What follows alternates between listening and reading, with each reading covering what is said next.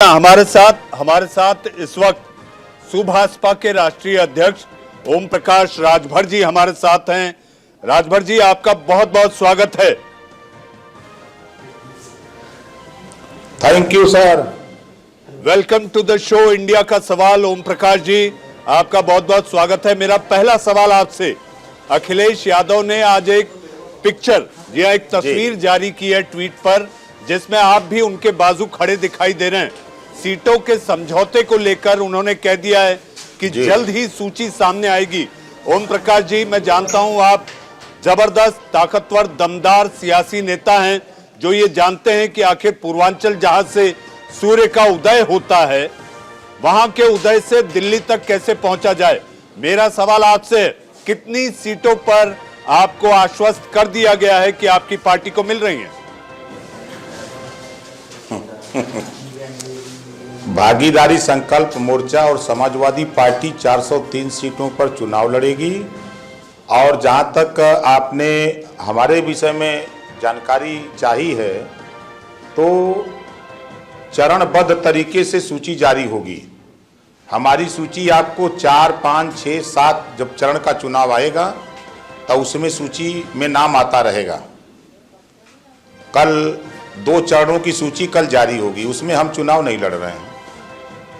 जी, इस वक्त की बड़ी खबर, 2 चरणों की जारी होने वाली सूची में ओम प्रकाश राजभर जी की पार्टी के कोई भी नुमाइंदे नहीं होंगे। ये खबर ब्रेक की जाए। ओम प्रकाश जी, पूर्वांचल, जी हाँ, 2017 जिस पार्टी के साथ आपने ये माना जाता है कि आपकी पार्टी की आपकी सबसे बड़ी भूमिका रही 2017 में, आखिर ऐसा क्या हुआ 3-4 विगत सालों में कि आपका मन भारी हो गया और आप वहां से निकल आए? देखिए, जिन चीज़ों को लेकर के हम उनके पास गए थे, भारतीय जनता पार्टी के पास, हमसे वादा किया था अमित शाह जी ने, ओम माथुर जी ने, कि हम जातिवार जनगणना करा करके हम दूध का दूध, पानी का पानी करेंगे। उन्होंने वादा किया था सामाजिक न्याय समिति की रिपोर्ट लागू करने के लिए। उन्होंने वादा किया था हमसे घरेलू बिजली का बिल माफ़ करने के लिए। उन्होंने वादा किया था गरीबों का इलाज हम फ्री में करेंगे। उन्होंने हमसे वादा किया था कि सरकार बना दो, एक समान, अनिवार्य और फ्री शिक्षा लागू करूंगा।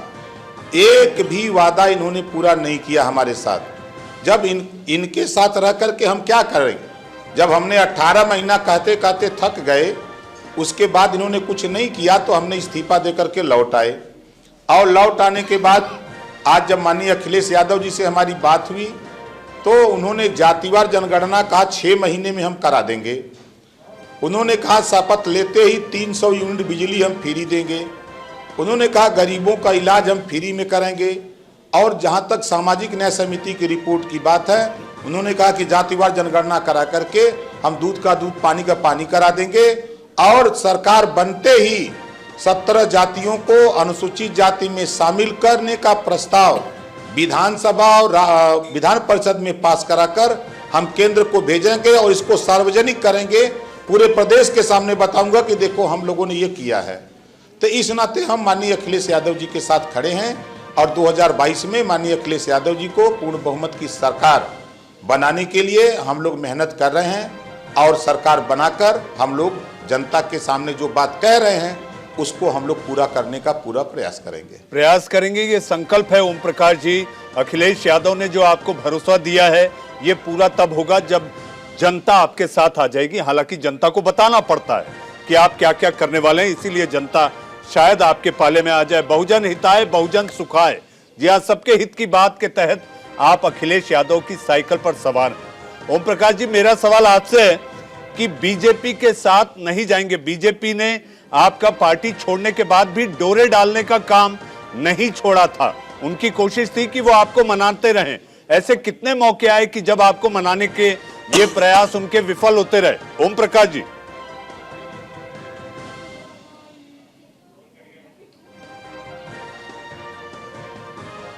ओम प्रकाश जी तक हमारी आवाज नहीं जा पा रही है। ओम प्रकाश राजभर, सुभाषपा के राष्ट्रीय अध्यक्ष, जिनका अखिलेश यादव, जी हाँ, अखिलेश यादव के साथ गठबंधन हुआ है समाजवादी पार्टी के साथ। और उसके साथ साथ उन्होंने ये भी आज जाहिर कर दिया इंडिया का सवाल कार्यक्रम में कि पहली दो जो सूची आएगी समाजवादी पार्टी की, उसमें उनका कोई भी नुमाइंदा नहीं है। इस वक्त की बड़ी खबर, पहली दो सूची में उनके पार्टी का कोई भी नुमाइंदा सुभाषपा की टिकट पर नहीं होगा। जी राजभर साहब, तकनीकी खामी के कारण हमारा संपर्क टूट गया था। आपने अगर मेरा सवाल सुना हो तो मैं चाहूंगा आप अपना जवाब दें। आपने मेरा सवाल सुना था राजभर साहब? जी सवाल सुना था, मैं जवाब दे रहा था, लेकिन बीच में तकनीकी खराबी के कारण फोन कट गया।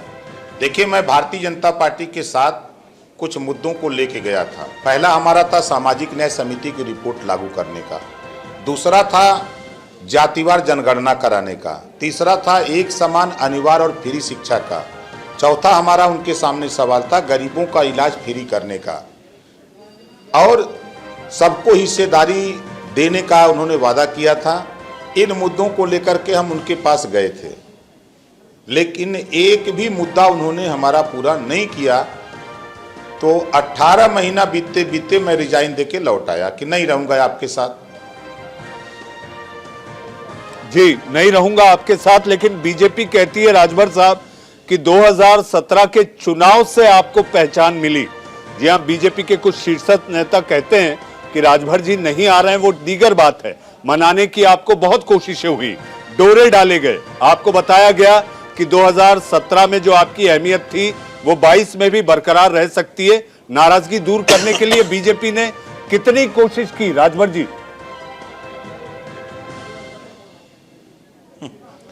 हम 2002 से अपनी ताकत बनाते बनाते हम अपनी अगर ताकत नहीं बनाए होते तो क्या भारतीय जनता पार्टी हमको पूछती?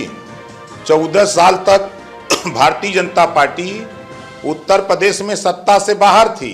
हम भी 14 साल से सत्ता के लिए लड़ रहे थे। तो हमारा भी सहयोग उतना है जितना भारतीय जनता पार्टी का सहयोग है। ये कहाँ भूल रहे हैं? आज उनको समझ में आ गया होगा कि जब से ओम प्रकाश राजभर साथ छोड़े हैं, इधर जब से चुनाव का बिगुल बजा है, तब से ओम प्रकाश की अहमियत उनको समझ में आ रही होगी कि हम कहाँ खड़े हैं, ओम प्रकाश राजभर कहाँ खड़े हैं। पूर्वांचल की धरती पर ओम प्रकाश राजभर जिधर रहेगा उधर सरकार बनेगी, इसको कोई रोक नहीं सकता है। और ओम प्रकाश राजभर मुद्दों के आधार पे, जातिवार जनगणना के सवाल पे, हम 300 यूनिट बिजली फ्री देने के सवाल पे, गरीबों का इलाज फ्री करने के सवाल पे, एक समान अनिवार्य और फ्री शिक्षा के सवाल पे, सामाजिक न्याय समिति की रिपोर्ट लागू करने के सवाल पे हम समाजवादी पार्टी के साथ गठबंधन किए हैं और माननीय अखिलेश यादव जी को 2022 में मुख्यमंत्री बना के ही मानेंगे। जी, यानी 300 यूनिट बिजली फ्री देना, मुफ्त देने की जो घोषणा अखिलेश यादव ने की है, इसकी संकल्पना और इसकी सोच आपके दिमाग की है राजभर साहब?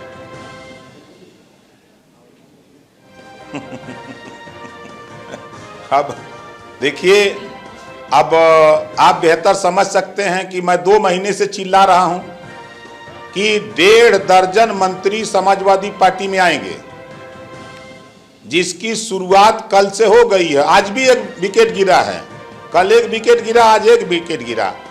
20 तारीख तक देखिएगा, हर दूसरे तीसरे दिन का विकेट गिरेगा। 14 तारीख को कई विकेट गिरेगा, फिर उसके बाद 20 तारीख को उसका समापन होगा।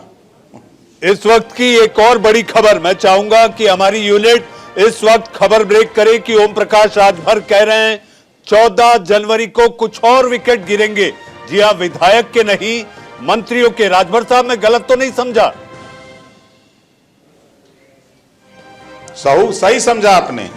जी सही समझा राजभर साहब। ये जो छोटे छोटे दलों की इस बार अहमियत और भूमिका दिखाई दे रही है, इसको लेकर जिस तरह से समाजवादी पार्टी के नेता भी कह रहे हैं मेला हो बे, खेला हो बे, और अब आगे बढ़कर आज एक नया जुमला आया खदेड़ा हो बे। लेकिन ये जुटाने का ये अभी जो प्रयास और क्रम है, ये चलता रहेगा राजभर साहब? देखिए, ये चलता रहेगा, तब तक चलता रहेगा जब तक चुनाव होता रहेगा।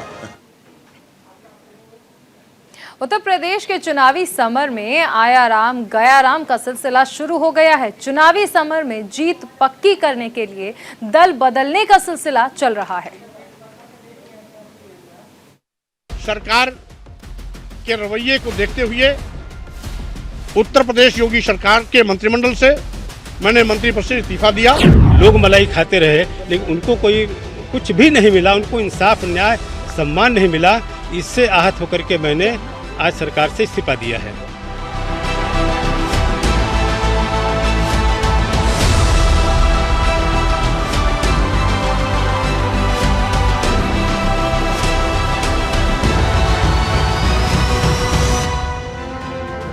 उत्तर प्रदेश विधानसभा चुनाव से पहले बीजेपी को झटके पर झटके लग रहे हैं। 2 दिनों में योगी मंत्रिमंडल के 2 मंत्रियों ने इस्तीफा दे दिया। मंगलवार को ओबीसी के कद्दावर नेता स्वामी प्रसाद मौर्य ने तो बुधवार को दारा सिंह चौहान ने मंत्री पद से इस्तीफा दे दिया। दारा सिंह पूर्वांचल से आते हैं, मऊ की मधुबन विधानसभा सीट से विधायक हैं। उन्होंने राज्यपाल को भेजी चिट्ठी में योगी सरकार पर दलितों, पिछड़ों और युवाओं की अनदेखी का आरोप लगाया। दारा सिंह चौहान ने राज्यपाल को चिट्ठी में लिखा है कि माननीय मुख्यमंत्री योगी आदित्यनाथ जी के मंत्रिमंडल में वन, पर्यावरण और जंतु उद्यान मंत्री के रूप में मैंने पूरे मनोयोग से अपने विभाग की बेहतरी के लिए कार्य किया, किंतु सरकार की पिछड़ों, वंचितों, दलितों, किसानों और बेरोजगार नौजवानों की घोर उपेक्षात्मक रवैये के साथ साथ पिछड़ों और दलितों के आरण के साथ जो खिलवाड़ हो रहा है, उससे आहत होकर मैं उत्तर प्रदेश मंत्रिमंडल से इस्तीफा दे रहा हूं। स्वामी प्रसाद मौर्य की चिट्ठी का मजनून भी दारा सिंह चौहान की तरह ही है। उन्होंने अपनी चिट्ठी में लिखा है कि माननीय मुख्यमंत्री योगी आदित्यनाथ के मंत्रिमंडल में श्रम और सेना योजना व समन्वय मंत्री के रूप में विपरीत परिस्थितियों व विचारधारा में रहकर बहुत ही मनयोग के साथ उत्तरदायित्व का निर्वाह किया है, किंतु दलितों, पिछड़ों, किसानों, बेरोजगार नौजवानों और छोटे लघु एवं मध्यम श्रेणी के व्यापारियों की घोर उपेक्षात्मक रवैये के कारण उत्तर प्रदेश के मंत्रिमंडल से इस्तीफा देता हूं। स्वामी प्रसाद मौर्य और दारा सिंह चौहान समेत कई नेता और विधायकों ने साइकिल की सवारी करने का मन बना लिया है, क्योंकि दोनों नेता अखिलेश यादव से अलग अलग मुलाकात भी कर चुके हैं। बदलाव के लिए, प्रोग्रेसिव पॉलिटिक्स के लिए, एक पॉजिटिव पॉलिटिक्स के लिए और समाजवादी पार्टी की कोशिश है लोगों को साथ लाने का काम कर रहे हैं, लोगों को मिलाने का काम कर रहे हैं। और उसी कड़ी में जब पिछली बार स्वामी साहब मौर्य जी साथ आए, हमें खुशी है उनके साथ और साथी भी आए हैं। ये हालात तब हैं जब अभी तक उम्मीदवारों का ऐलान होना बाकी है। ऐसे में आने वाले वक्त में और भी नेताओं के पाला बदलने की खबर आना तय है, क्योंकि उम्मीदवारों की घोषणा के बाद नेताओं का रूठना स्वाभाविक है और रूठकर पार्टी छोड़ देना भी यूपी की सियासत के लिए कोई नई बात नहीं है। Bureau report, news India.